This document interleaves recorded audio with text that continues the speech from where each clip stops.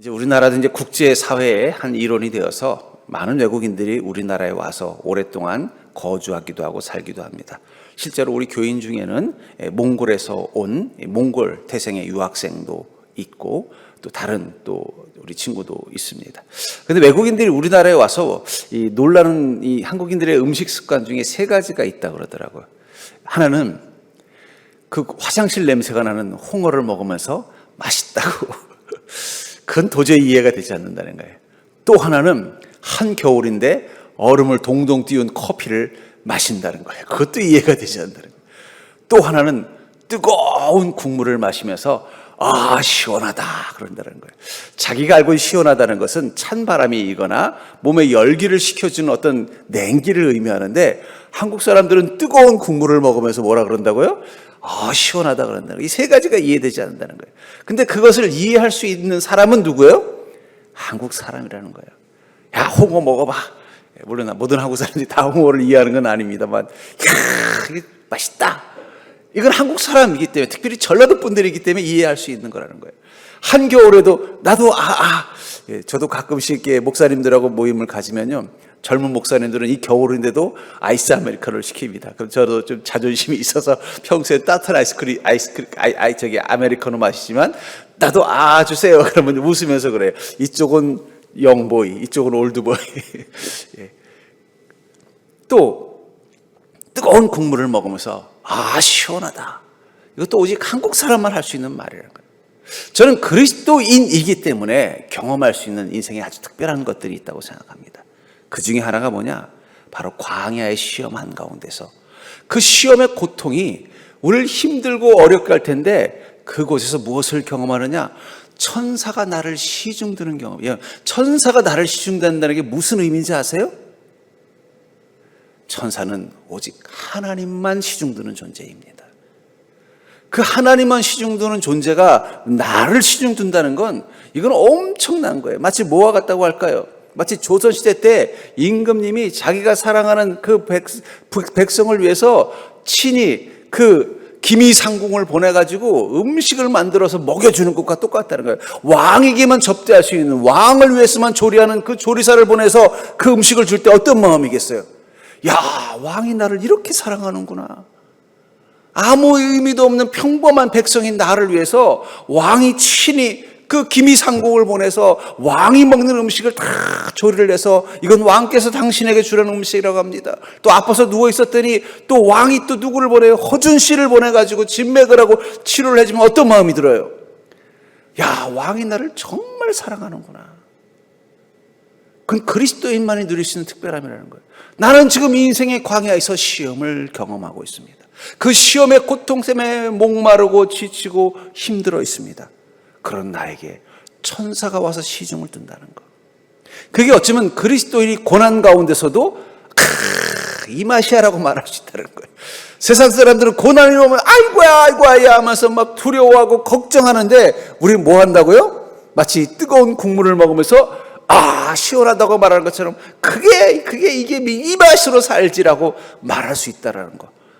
그건 오직 그리스도인만이 할 수 있는 고백입니다. 옆 사람 보고 인사해 볼까요? 천사에게 시중 한번 받아보셨어? 안 받아봤으면 그리스도이라고 말하지 마시오. 언제 그 놀라운 은혜, 오직 하나님만 시중드는 존재인 천사가 우리를 친히 시중둔다는 거, 이 놀라운 은혜를 언제 경험한다고요? 시험의 광야 한가운데서 경험한다는 거. 오늘 본문에 예수님께서는 왜 시험을 받으셨을까요? 그것은 예수님이 인간으로 왔다는 것을 보여주는 것입니다. 하나님은 시험받지 않으십니다. 하나님에게 광야는 없습니다. 오직 인간에게만 광야와 시험이 있는 거예요. 시험은 누가 주는 거예요? 마귀의 공격이 있는 것입니다. 아무리 마귀가 교만하고 악해도 하나님을 공격할 수는 없습니다. 하나님을 공격하지 못하니까 어떻게 된가요? 하나님이 사랑하는 인간을 괴롭히는 거라는 거예요. 예수님이 시험 받으셨다는 것은 예수님이 한 인간으로 오셨다는 것을 뜻하는 것이고, 그 말은 무엇을 의미하는 거예요? 이 땅의 모든 인간들은 세상의 광야에서 마귀의 공격이라는 시험을 당하면서 살 수밖에 없는 운명이라는 거예요.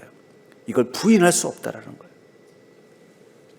그런데 우리 그리스도인에게는요, 이 시험을 이겨낼 수 있는 힘, 믿음을 가지고 있습니다.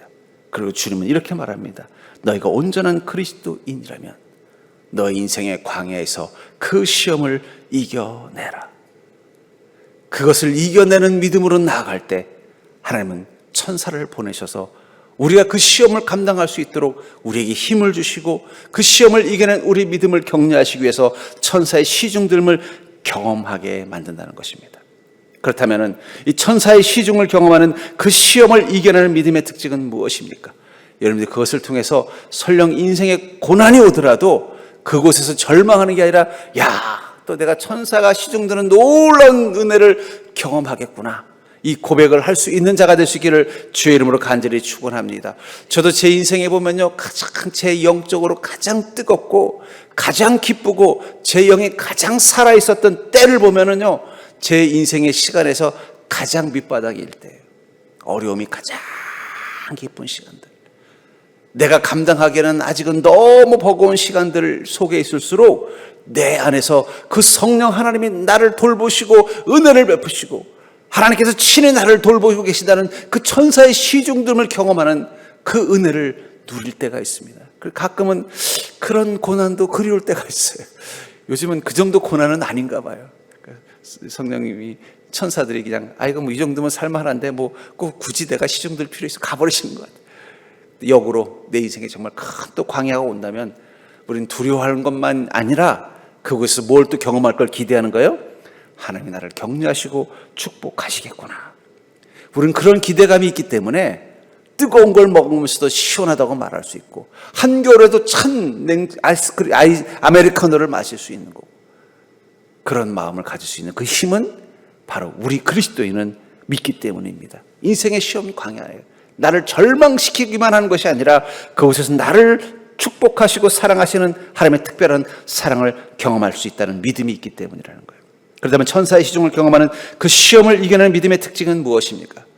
우리가 우리 인생의 시험 한가운데서 우리가 그것을 이겨내고 천사의 시중됨을 경험하는 자가 되려면 우리 먼저 말씀을 양식 삼는 믿음이 있어야 된다는 거예요. 말씀을 양식 삼는 믿음을 가진 자는 어떤 시련의 광야를 지나도 그곳에서 절망하고 지치는 게 아니라 천사의 시중됨을 경험하는, 성령 하나님이 나를 지키시고 보호하시고 돌보시는 특별한 사랑을 회복하게 될 줄 믿습니다. 그렇다면 말씀을 양식한다는 게 뭘까요? 4절에 보니까 예수께서 대답하여 이르시되 기록되었을 때 사람이 떡으로만 살 것이 아니요 하나님의 입으로 나오는 모든 말씀으로라. 뭐라고 말하고 있어요? 하나님 입으로 나오는 모든 말씀으로 산다는 거예요. 근데 중요한 건 지금 이 예수님께서 이 말씀을 하셨던 상황은 어떤 때입니까? 예수님께서 40일 동안 굶주리셨어요. 그 배고픔을 이용해서 마귀가 어떤 시험을 하는 거예요? 아니 당신이 하나님이신데 이 돌들 많지 않습니까? 이 돌들을 식빵으로 바꾸십시오. 파리바게트로 바꾸세요. 그때 주님 뭐라고 말씀하세요? 사람이 떡으로만 사는 거 아니라는 거예요. 하나님의 입에서 나오는 모든 말씀으로 사는 것이라는 것입니다. 우리는 많은 시험들은 육의 위기입니다. 우리 육신의 위기가 대부분의 시험이라는 거예요. 그러다 보면 우리는 그 육신의 위기 속에서 무엇에 집중하게 돼 있어요? 육신의 상태에 집중하는 거예요. 밥을 못 먹으면 뭐에 집중해요? 밥 못 먹었는데 밥을 찾는 거예요. 먹을 걸 찾는 데 집중하게 돼 있다는 거예요. 경제적인 어려움이 있으면요, 이거 경제적인 어려움 때문에 어떻게 돼요? 오직 그 문제 해결하는 데만 집중하게 돼 있다는 거예요. 그게 본능입니다. 그러고 마귀는 뭐라 그래요? 너가 지금 이런 거 신경 쓸 때, 네가 지금 교회 갈 때냐? 지금 빨리 찾아가서 이 빚부터 해결해야지. 야, 네 몸이 이런데 지금 무슨 봉사를 한다 그래? 빨리 병원 가서 쉬고 약 먹고 네 몸을 회복해야지. 근데 그때 주님 앞에서 뭐라고 말한다는 거예요? 하나님의 입에서 나오는 모든 말씀, 바로 그때야말로 우리의 영을 지키는 게 중요하다는 거예요. 마귀가 우리에게 쓰는 주요 전략 중에 하나가 뭐냐면 성동격서입니다. 이 성동격서라는 말은 이 손자병법에서 나온 말인데 무슨 말이냐면 동쪽 문을 흔들고 그것 때문에 그 성 안에 있는 사람들이 동쪽에 집중할 때 반대로 서쪽으로 쳐들어가라. 그게 성동격서예요. 이 마귀가 잘 쓰는 전략이에요. 마귀는요, 우리를 쓰러뜨릴 때 어떻게 하느냐? 동쪽으로 흔들듯이 우리 육체의 삶을 막 흔들어요. 그러다 보면 우리는 다 어디 가면 아유 야 큰일 났다. 이거 이 문제부터 해결해야지. 내가 지금 교회 갈 시간이 어디 있어? 내가 직분 맡을 시간이 어디 있어? 내가 기도할 시간이 어디 있어? 내가 예배 드릴 시간이 어디 있어? 내가 말씀 볼 시간이 어디 있어? 이것부터 빨리 해결해야지. 여기에 집중하게 만들면서 서서히 어디로 가는 거예요? 우리 이 영혼의 틈을 타고 들어와서 우리 영을 먼저 무너뜨립니다. 그걸 아는 사람은 어떻게 되겠어요? 야, 이거 동쪽을 치는 척하고 서쪽을 공격하는구나 하고는 어떻게 돼요? 오히려 반대쪽을 더 단단히 채비를 하는 게 지략이라는 거예요. 마찬가지입니다.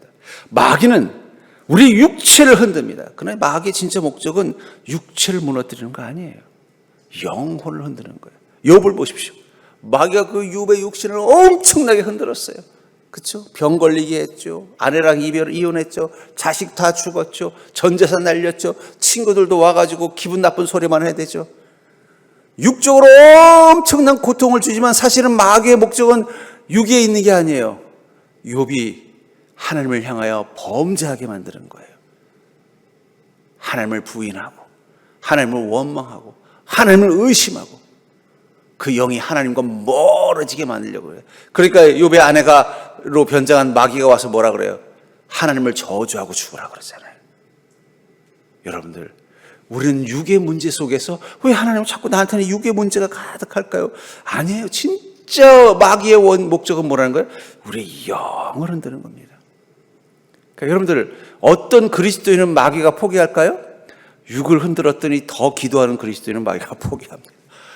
육체의 어려움을 줬더니 더 말씀 앞에 순종하는 그리스도인은요, 아이고 쟤는 안 되겠다 하면 할수록 더 믿음 좋아져서 안 되겠다. 근데 육만 흔들면 믿음 떨어지는 성도는요, 마귀가 습관적으로 와서 흔들어요. 지난번에도 흔들었더니 믿음 떨어져서 한 달 교회 안 보이대? 또 가서 또 흔들어요. 이번엔 한 6개월 안 보이더라? 그래? 내년에는 한 1년은 못 나오게 해야 되겠다. 또 흔들어요. 그러다가 그냥 아예 교회 떠나게 만들어야겠다. 그런 성도들은 마귀가 계속 무엇을 흔들어대요? 육체를 흔들어대는 거예요. 근데 육체의 위기가 올수록 더 자기의 영혼을 채우는 그리스도인들이 있어요. 몸이 힘들면 더 기도하고, 내 삶에 어려움이 있으면 더 하나님 나라를 생각하고, 더 주님의 음성에 귀를 기울이고, 심지어는 교회에서 시험 들고 어려움이 생겼는데도 더 교회 열심히 섬기면요, 마귀가 어떤 생각할까요? 얘는 건들면 건들수록 손해네. 예, 옆 사람에서 마귀가 건들면 건들수록 손해가 돼야 마귀도 안 건드립니다. 근데 여러분, 이 학교에서도 어떤 애들이 괴롭힘 당하느냐? 건드렸더니 반응하는 애들 괴롭히는 거예요. 근데 건드리더만 뭐야? 이러고 가버리면요, 안 건드려요. 예. 마찬가지라는 거예요. 마귀도 건드릴 때마다 그것 때문에 전전긍긍하면요, 더 괴롭혀요. 근데 그럴수록 더 기도하고, 그럴수록 더 주님 말씀에 집중하면요, 마귀가 아이고 하면 내가 손해내 싶으면 안 건드리는 거예요. 여러분들, 이 시험도 지혜롭게 시험 받아야 돼요. 요한 3서 1장 2절에 보니까 사랑하는 자여 내 영혼이 잘됨 같이 내가 범사에 잘되고 강건하기를 내가 간구하노라. 여기 보니까 영혼이 잘됨과 같이 범사에 잘되라 라고 말하고 있어요. 여러분들, 내 영혼이 잘돼야 내 삶의 범사가 잘 되는 것입니다. 그래서 그리스도인은, 온전한 그리스도인은 무엇부터 챙겨요? 영혼부터 챙기는 거예요. 예. 밥부터 챙기는 게 아니라, 몸의 밥부터 챙기는 게 아니라 내 영의 밥부터 챙기는 자가 된다는 거예요. 주님 그 말씀하시는 거예요. 사람은 떡으로만 살 것이 아니라 하나님의 입으로 나온 모든 말씀으로 사는 것이다. 디모데전서 4장 5절부터 8절에는요, 하나님의 말씀과 기도로 거룩하여 짐이라. 내가 이것으로 형제를 깨우치면 그리스도 예수의 좋은 일꾼이 되어 믿음의 말씀과 내가 따르는 좋은 교훈으로 양육을 받으리라. 망령되고 허탕한 신화를 버리고 경건에 이르도록 내 자신을 연단하라. 육체의 연단은 약간의 유익이 있으나 경건은 범사에 유익하니 금생과 내생의 약속이 있느니라. 하나님의 말씀과 기도로 양육받고 거룩하여지고, 그것을 통해서 경건에 이르도록 자신을, 경건이라는 건 우리 마음이 깨끗해지고 마음이 더 단단해지는 것을 말하는 것입니다. 말씀과 기도로 내 영혼이 깨끗해지고 단단해지는 경건에 이르면 어떻게 된다고요? 범사에 유익이 된다. 모든 거에 유익이 되는데 금생과 내생의 약속이 있다는 거예요. 여러분, 우리가 경건해지면 천국에서만 복을 받는 게 아니라 금생, 지금 이 땅의 시간에서도 복을 받는다고 성경은 말하고 있음을 기억하시기 바랍니다. 그래서 우리는 우리 영혼을 다듬는 게 중요하다는 거예요. 영혼을 강하게 키우는 거예요. 근데 그 영혼은요, 말씀과 기도로만 강해지는 거예요. 왜 우리가 말씀을 사모하고 기도를 사모해야 되느냐? 그게 우리 영혼의 양식이기 때문입니다. 특별히 여러분들이 지금 시험 한가운데서 흔들리는 마음을 가지고 있다면, 그 장범준 씨가 하는 그 가수가 부른 노래 있잖아요. 흔들리는 벚꽃 속에서 너의 향기를 느꼈던 거야. 뭐 그런 노래가 있다 그러는데, 여러분, 흔들리는 마음 속에서 말씀의 향기를 느끼는 믿음 되기를 주의 축원합니다. 그럴수록 더 내 안에서 말씀의 향기가 나면요, 어떻게 돼요? 마귀도 더 이상 건드리지 않는 것입니다. 두 번째로, 천사의 시중을 경험하는 시험을 이겨내는 믿음의 특징은 시험 드는 것이 하나님을 시험하는 것이라는 사실을 기억하시기 바랍니다. 절대로 볼까요? 시험 드는 것이 하나님을 시험하는 것이다. 6절 7절에 보니까 마귀가 또 예수님을 두 번째 시험하죠. 이르되 내가 만일 하나님의 아들이어든 뛰어내리라. 기록되었을 때 그가 너를 위하여 그의 사자들을 명하시리니 그들이 손으로 너를 받들어 발이 돌에 부딪히지 않게 하려다 하였느니라. 예수께서 이르되 또 기록되었을 때 주 너의 하나님을 시험하지 말라 하였느니라 하시니. 여러분, 마귀가 뭐라고 말해요? 당신이 하나님의 아들이면 이 높은 데서 한번 뛰어내려 보십시오. 뭐 그러면 천사들이 다 와서 받쳐줄 건데 안 죽을 겁니다. 그랬더니 주 너의 하나님을 시험하지 말라. 이게 무슨 뜻일까요? 아니 뭐 예수님이 좀 높은 곳에 뛰어내려서 안 다친 게 하나님이 왜 시험하는 걸까요? 예수님이 왜 오셨어요? 살려고 오신 게 아니라 죽으려고 오신 거예요. 예수님은 한 인간이 되셔서 인간을 대신해서 제물이 되려고 왔는데 그 제물이 안 타면 어떻게 돼요? 제물이 불에 타지 않으면 어떻게 돼요? 예수님이 십자가에 안 올라가면 어떻게 돼요? 그럼 예수님이 하나님의 아들이라는 증거잖아요. 그렇잖아요. 그러나 그것은 하나님이 원하신 게 아닌 거죠. 시험이 들다. 우리 대부분 시험 들 때 어떨 때요? 마음속에 폭풍이 불 때예요. 마음속에 폭풍이 불 때, 시험 들었어 라고 할 때 보면 마음속에 어떤 폭풍이 불어요? 실망감이라는 폭풍이 불기도 하고, 분노라는 폭풍이 불기도 하고, 의심이라는 폭풍이 불기도 하고, 절망이라는 폭풍이 불기도 한다는 거예요. 그러나 그때마다 우리가 꼭 기억해야 돼요.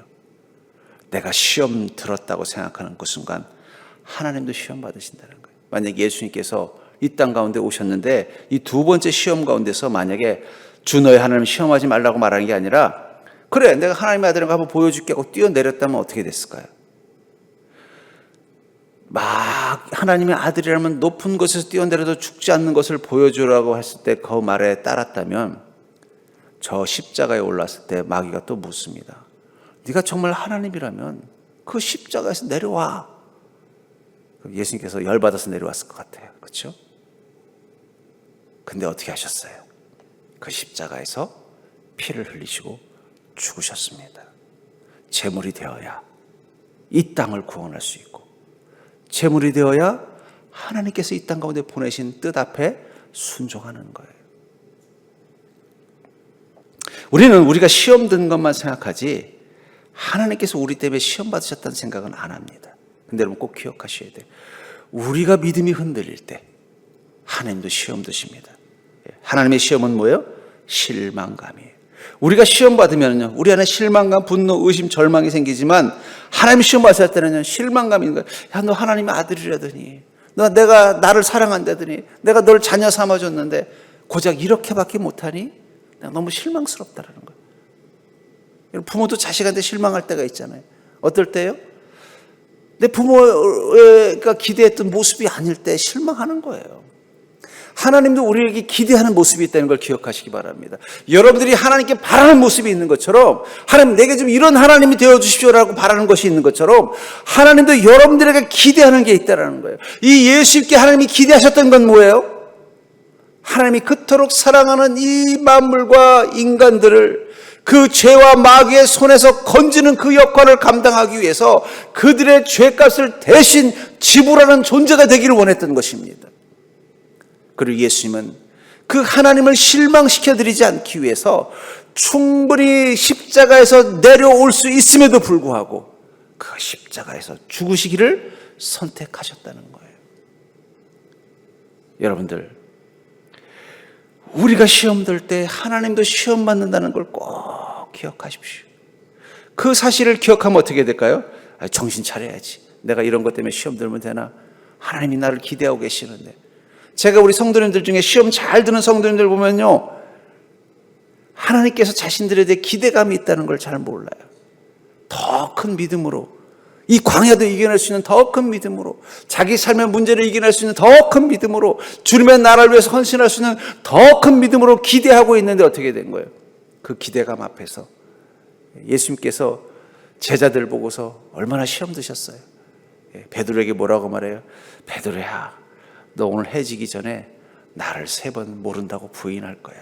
여러분, 주님이 그 말할 때 어떤 마음이겠어요? 마음이 얼마나 아리셨겠어요.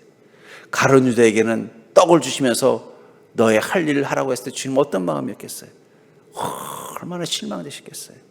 도마가 나는 예수님이 목자국, 옆구리에 창자국 안 보면 못 믿겠다 그럴 때, 그렇게라도 해서라도 나를 믿을 수 있다면 갖다 대라고 말했을 때 주님은 어떤 마음이었겠어요? 실망되지 않았겠냐는 거예요. 그렇죠?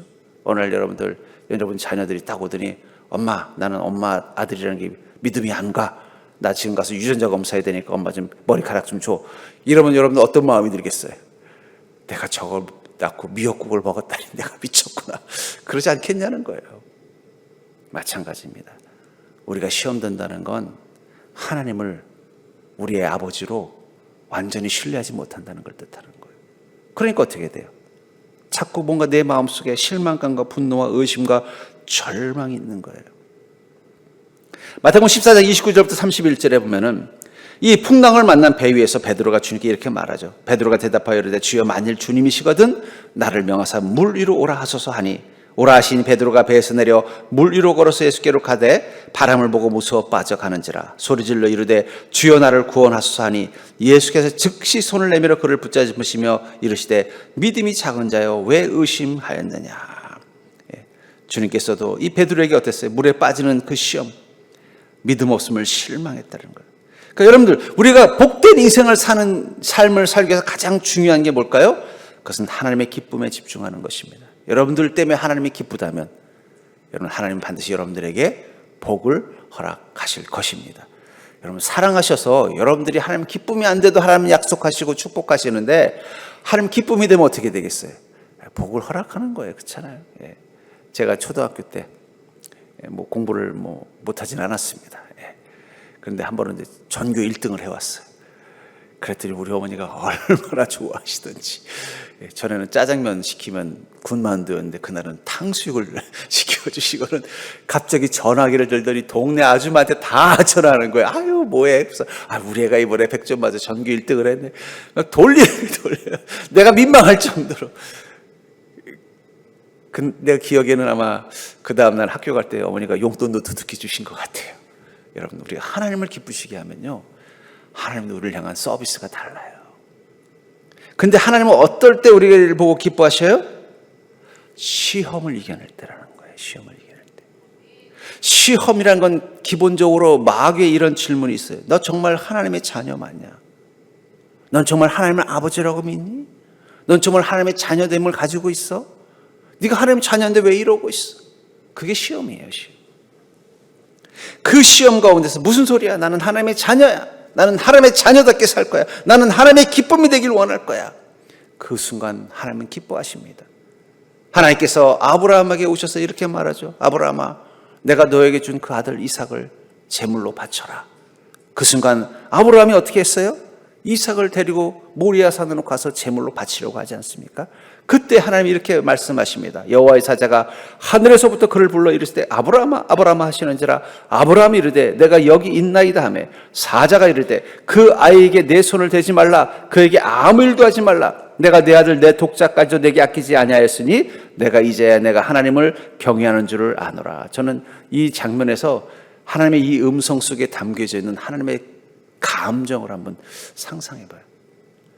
평소 때도 아브라함을 너무 좋아하시고 아브라함을 너무 사랑했지만 이날 좋아하고 사랑했던 감정은 그전에 그것과는 비교할 수도 없어요. 아브라함, 너 정말 날 사랑하는구나.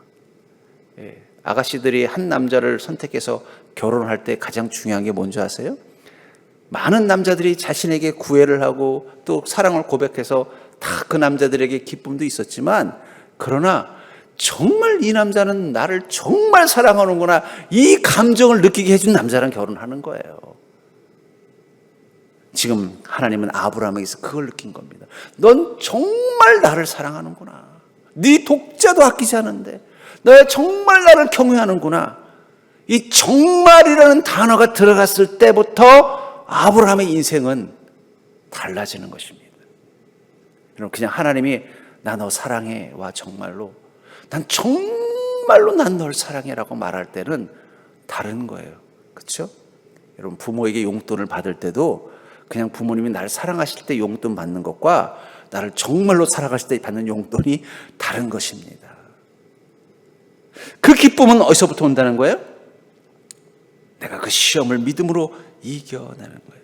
또 하나님은요, 우리를 시험하십니다. 정말로 우리를 사랑하는지, 정말로 그 독자까지도 아끼지 않는 믿음으로 우리와 함께하며 하나님을 경외하는지, 하나님은 직접적으로 시험하실 때도 있고, 아브라함을 제물로 바치라고 말한 것처럼, 이삭을 제물로 바치라고 말한 것처럼 간접적으로 시험하실 때도 있어요.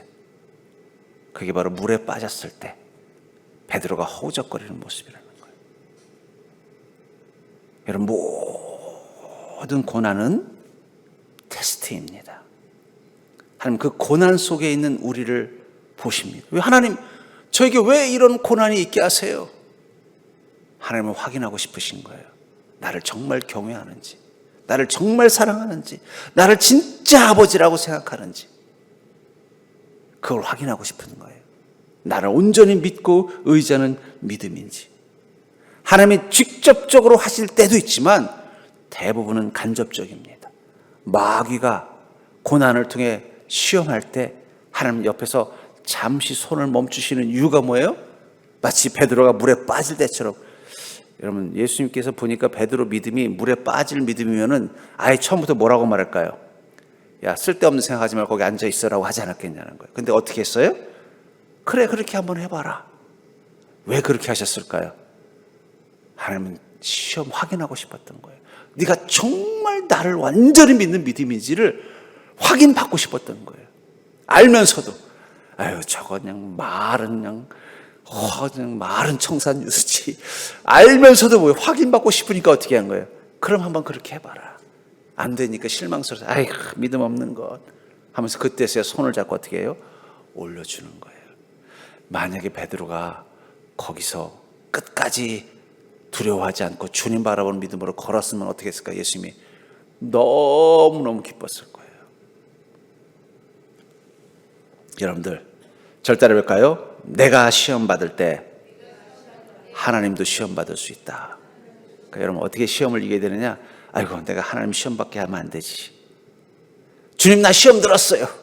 자기 시험 든 것만 보지 말고 내가 그 시험 고난 앞에서 우왕좌왕하고 낙심하고 절망하고 믿음이 흔들리는 자신을 보면서 아이고, 하나님 내 모습 보고 얼마나 실망하실까, 그 고민을 한번 해보세요. 내가 당하는 이 어려움에 집중하는 게 아니라 내가 이것 앞에서 이렇게 초라한 믿음 가지고 있는 내 자신을 보면서 아이고, 하나님께서 이런 나를 사랑하셔서 자녀 삼아줬다니 아이고, 내가 너무 부끄럽습니다라고 한번 고백해 보시라는 거예요. 그러면 하나님이 우리를 보시는 시선이 달라지십니다. 너는 그 시험 가운데서도 나를 생각하는구나. 그 순간 하나님은 우리를 그냥 놔두지 않죠. 이 고난 가운데서, 이 고통 가운데서 어떻게 돼요? 가장 큰 사랑, 그게 바로 천사의 시중들이라는 거예요. 세 번째로, 이 천사의 시중을 경험하는 시험을 이겨내는 믿음의 특징은 오직 하나님만을 경배하는 믿음으로 나아간다는 것입니다. 우리가 그 시험 한가운데서도, 고난 한가운데서도 오직 하나님만을 경배하는 믿음으로 나아갈 때 우리는 천사의 시중들을 경험하게 된다는 것입니다. 8절부터 10절에 보니까 마귀가 또 그를 데리고 지극히 높은 산으로 가서 천한 만국과 그 영광을 보여 이르되 만일 내게 엎드려 경배하면 이 모든 것을 내게 주리라. 이에 예수께서 말씀하시되 사탄아 물러가라. 기록되었을 때 주 너의 하나님께 경배하고 다만 그를 섬기라 하였느니라. 만약에 여러분들이 저 우주에를 간다면 여러분들은 무엇을 가지고 가겠습니까? 이런 질문, 그런 질문하면 여러분들 뭘 가져가겠어요? 그가 가져가겠다고 한 그것이 결국은 그 사람의 가치관을 의미하는 거예요. 그렇죠? 나는 저 우주에도 짜장면을 가져가야겠어요 하는 사람은 뭐예요? 짜장면 없이는 못 사는 사람인 거예요. 저 우주에 갈 때라도 게임기는 가져가야겠어요. 아마 우리 하성이쯤 된 애들은 그렇게 말할지도 몰라요. 게임기는 가져가야 되겠어요. 우리 그리스도인은요, 저 우주에 가더라도 성경책은 가져가겠어요. 내가 주님 말씀은 놓치고 싶지 않습니다. 그곳에 우주인이 있다면 그 우주인에게 복음을 전하고 싶습니다. 가져가고 싶은 게 달라지죠? 마찬가지라는 거예요. 너는 시험 든 그 가운데서 무엇을 하겠니? 근데 여기서 뭐라고 말하고 있으면 마귀가, 야 봐라, 네 눈에 보이는 이것, 네가 지금 걷고 있는 이 광야 다 내 거야. 나를 경배해, 나를 주인으로 삼겨, 그럼 이거 너에게 줄게. 그런데 목사님, 예수님은 뭐라고 말씀하셨어요? 무슨 소리냐? 이 모든 것의 주인은 하나님이시다. 오직 그분만을 경배하고 그분만을 섬겨야 된다라고 말하고 있다는 것입니다. 우리가 시험에 빠지면요, 우리 안에 흔들리는 것 중에 하나가 이거예요. 정말 세상의 주인은 하나님인가? 내 인생의 주인은 하나님이신가? 하나님이시라면 내가 왜 이런 광야를 겪어야 되고, 왜 이런 고통 가운데 있고, 왜 이런 어려움을 겪어야 되지? 하나님이 정말 나를 사랑하시나? 하나님이 정말 나를 나의 주인 되시나? 나의 아버지신가?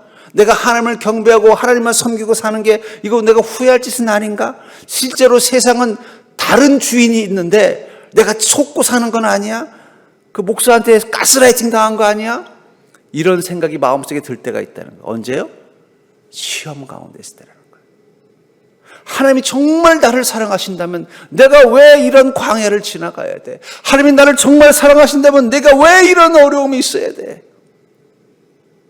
하나님이 진짜 주인이 아니라 세상에 다른 게 주인인 거 아니야?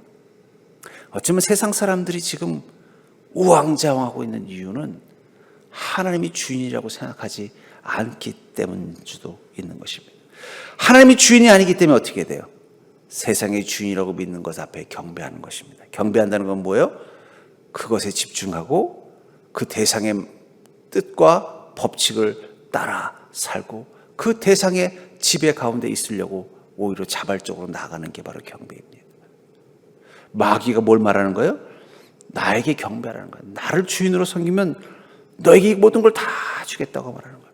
근데 뭐라고 말해요? 아니라는 거예요. 하나님만 경배하고 그분만 섬기는 거예요. 왜냐하면 하나님이 주인이기 때문입니다. 여러분들, 시험과 고난의 시간 한가운데서도 하나님이 여전히 하나님이심을 기억하시기를 주의 이름으로 축복합니다.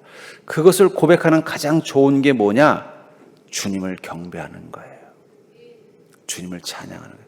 찬양은 내가 푸른 동산에 누워있을 때만 하는 게 아닙니다.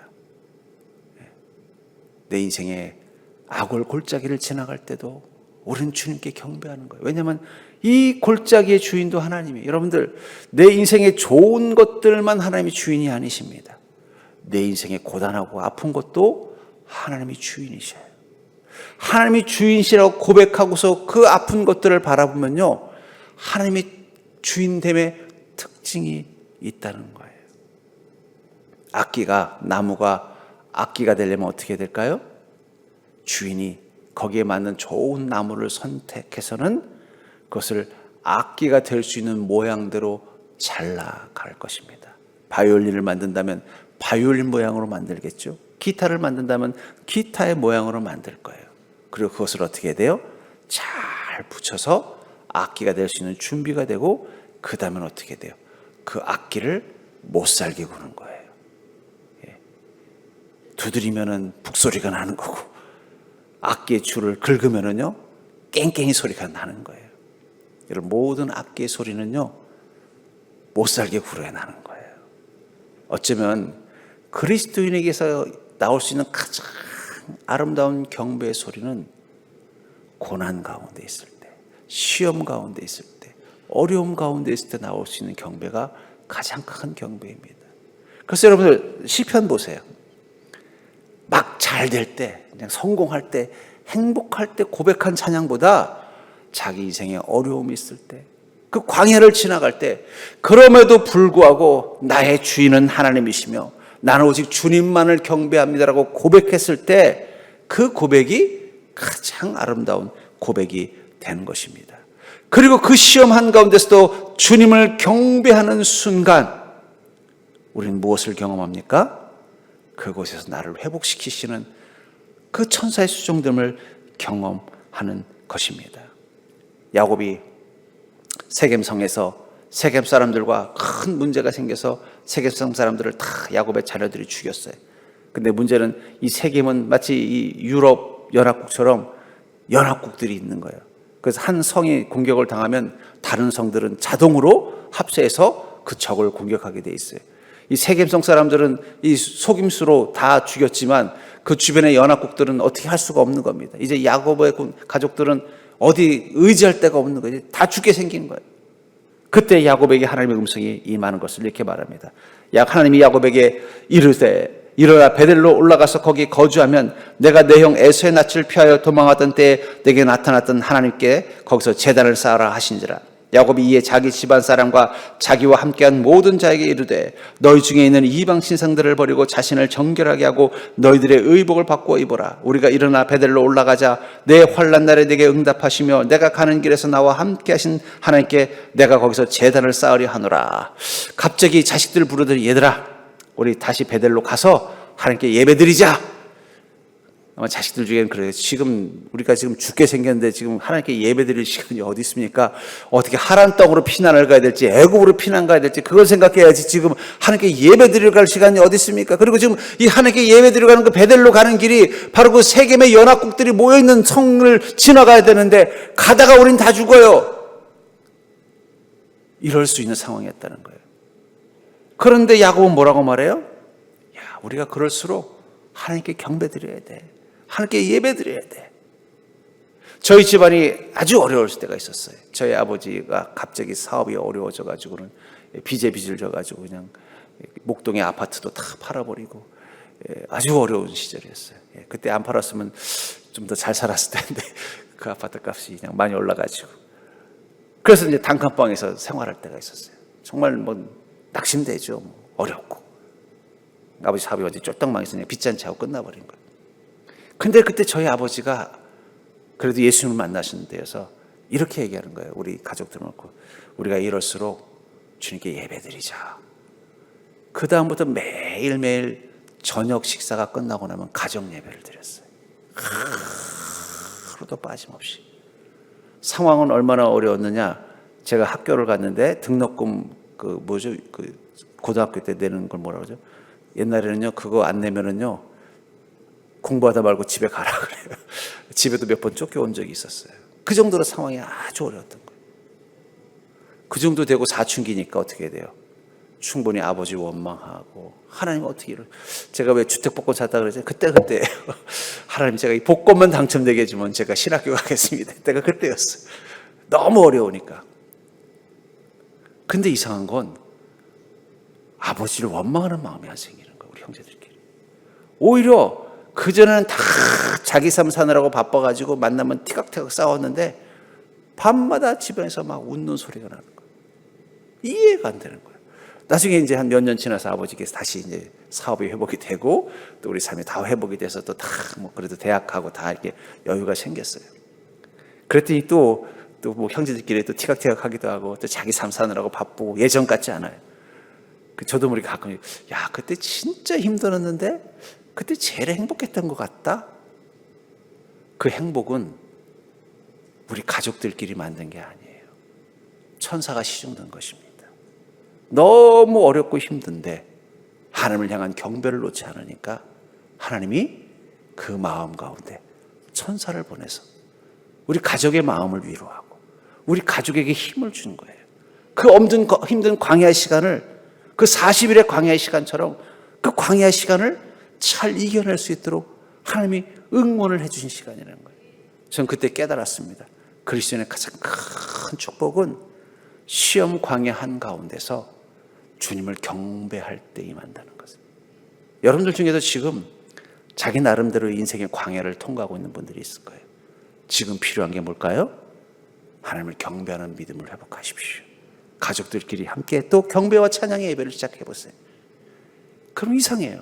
지금 상황이면 더 원망하고 더 낙심하고 더 좌절할 것 같은데 원망이 안 나와요. 더 서로 가족들끼리 만약에 옛날 다른 때 전에 넉넉할 때 저희 아버지가 가서 뭐 육성회장도 하시고 막 그런 거 하실 때 갑자기 내가 육성회비 못 내가지고 쫓겨왔으면 집에 와서 그냥 난리를 쳤겠죠. 아버지는 그것도 못 맞춰줘가지고 내가 이런 망실을 당해야 돼. 근데 그때는 아무 말도 하지 않고 그냥 뭐 학교에서 갔다 오니까 갔다가 다시 왔죠. 뭐 어떡하겠어요. 그 힘은 하나님을 경배하는 예배에서 나온 것 같아요. 저는 그래서 예배가 정말 중요하다고 생각해요. 광야일수록 베델로 가셔야 됩니다. 힘들 때일수록 그 입술에서 주님을 찬양하는 그 입술의 고백을 멈추시면 안 돼요. 그러면 그 순간 어떻게 돼요? 아직은 광야인데, 아직은 고달픈 삶인데 천사가 시중드는 그 은혜, 하나님의 위로와 하나님의 채우심과 하나님의 그 마음을 붙잡아 주시는 그 은혜를 경험하게 되는 것입니다. 전 그러면서 여러분들 어차피 우리가 우리 인생의 광야 시험을 경험한다면 시험만 경험하면 우리 인생이 얼마나 불행하겠어요. 근데 시험 들 때마다 하나님이 천사를 보내셔서 나를 시중 들어준다면 그건 또 얼마나 좋은 은혜이겠냐는 거예요. 그 은혜를 누릴 수 있다면 우리는 설령 시험이 또 다가와도 두려워하는 것이 아니라 어떻게 돼요? 그 속에서 마치 뜨거운 것을 먹으면서 시원하다고 말하는 것처럼 나는 얼어 죽어도 아이스 아메리카노 얼죽아를 외치는 것처럼 나는 시험이 와도 주님 말씀 붙잡고 나갈 것이고 나는 결코 주님의 기쁨이 되는 삶을 놓지 않을 것이며 나는 더 주님을 경배하고 찬양할 거야. 외쳐보세요. 그러면 천사가 시중드는 게 어떤 건지를 그것을 해본 사람만이 경험할 수 있는 것입니다. 세상의 어떤 시험 속에서도 하나님의 권능을 품는 믿음으로 나아간다면 여러분들은 그 어려움 한가운데서도 천사를 보내셔서 나를 지키시고 돌보시고 나를 시중들게 하시는 그 놀라운 은혜를 경험하는 복된 인생인 것을 깨닫게 될 줄 믿습니다.